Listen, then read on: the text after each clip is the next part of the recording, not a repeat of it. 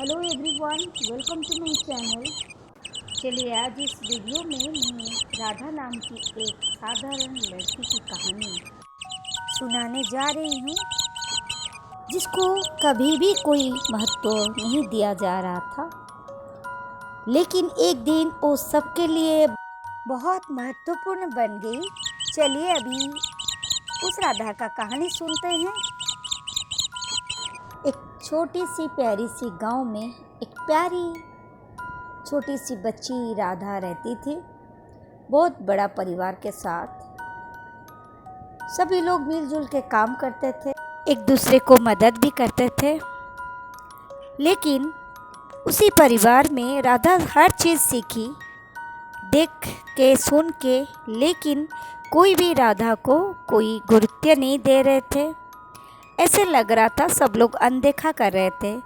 इसीलिए राधा हमेशा अपने दोस्तों के साथ खेल कूद में समय बिताती थी और थोड़ा बहुत पढ़ती थी।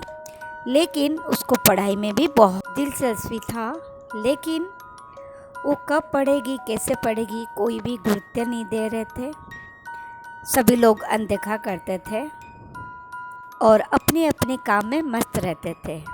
लेकिन राधा अपने दोस्तों से कुछ किताबें संग्रह करके एक पेड़ के पास जाके बैठती थी और उधर कुछ समय पढ़ाई करती थी। ऐसे ही समय बीतता गया। सभी भाई बहन पढ़ लिख के वो गांव छोड़ के शहर नौकरी के तलाश में गए। कुछ नौकरी कर भी लिए और कुछ आगे पढ़ने का सोच रखे और बाहर रहने का विचार मन में किए।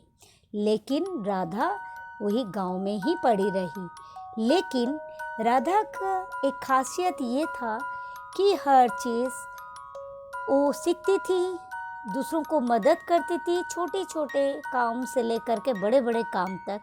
इसलिए गांव वाले राधा को भी बहुत पसंद करते थे। लेकिन राधा देखने में सुंदर नहीं थी करके घर में उसको कोई भी महत्व नहीं दे रहे थे। लेकिन एक दिन ऐसा हुआ कि राधा धीरे धीरे पढ़ रही थी।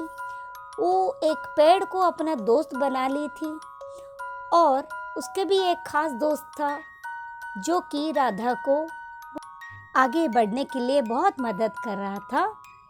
अब छोटी सी राधा बड़ी हो गई, घर का बहुत सारे जिम्मेदारी कम उम्र में ले ली। बूढ़े माँ बाप का ख्याल रखना बहुत बड़ा जिम्मेदारी का काम होता है, वो भी राधा बहुत अच्छी तरह से कर रही थी। एक दिन की बात है, राधा खाना बना रही थी, तब एक छोटी सी लड़की ने आके कुछ पढ़ाई के बारे में राधा से बात की। तब वो कुछ सवाल भी पूछी। राधा ने उसका सही उत्तर बताने के साथ साथ वो विषय को पूरा समझा दिया। तब वो इतना खुश हो गई कि जाके सबको बताने लग गई कि राधा दीदी बहुत मुश्किल सवालों का जवाब कितना आसानी से दे दिए।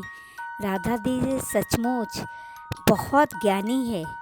जब ये चीज़ सभी लोग सुने तो आसपास के गांव से बहुत लोग अपने अपने बच्चों के लिए राधा के पास आए कि राधा अभी तुम्हें ही पढ़ाना पड़ेगा।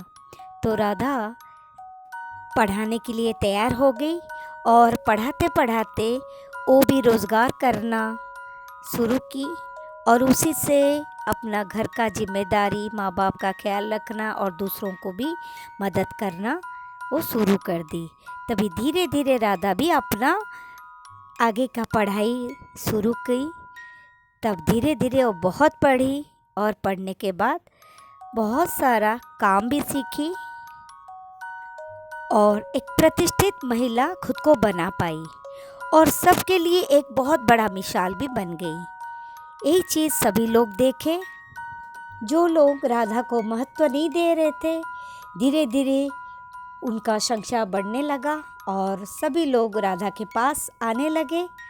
आप अपना अपना गलतियों का भी स्वीकार करने लगे, क्योंकि वो लोग भी जब मुश्किल में पड़े तभी राधा भी उनको मदद की और कोई नकारात्मक प्रतिक्रिया ना दिखाते हुए सबको अपना ली।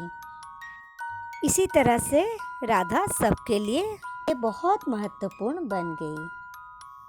महत्वपूर्ण महिला बनने के बाद भी राधा ने अपने दोस्तों के साथ, गांव वालों के साथ हंसना, खेलना, समय बिताना और सबको मदद करने का काम भी जारी रखी। इसी से ये प्रतीत होता है राधा ने अपने सेवा, परोपकार, स्नेह, श्रद्धा से अपना ज़िंदगी बना ली थी और अपने संघर्षपूर्ण ज़िंदगी में उससे दृढ़ हो गई और अपने आप को कामयाब बना पाई और समाज में अपना स्थिति को सुदृढ़ कर ली। यही थी राधा, जिसको सभी लोग अनदेखा करते थे। अब राधा अपने आप को कैसे मजबूत कर ली और सबके लिए बहुत बड़ी उदाहरण बन गई। यही है इस कहानी। आप लोगों को कैसा लगा ज़रूर कमेंट कीजिएगा। अंत में मैं ये बताना चाहूँगी कि हमेशा सकारात्मक चिंता रखें और किसी को अनदेखा ना करें, जो भी परिस्थिति हो, और सभी के प्रति सहानुभूति रखना चाहिए। इसी के साथ ही मैं सुचित्रा साहू अभी ये कहानी समाप्त कर रही हूँ। आपको ये कहानी कैसा लगा ज़रूर कमेंट कीजिएगा। आप लाइक और सब्सक्राइब करके मुझे आगे बढ़ाने के लिए मदद कीजिएगा। Thank you for watching. Take care. Bye bye. नमस्कार।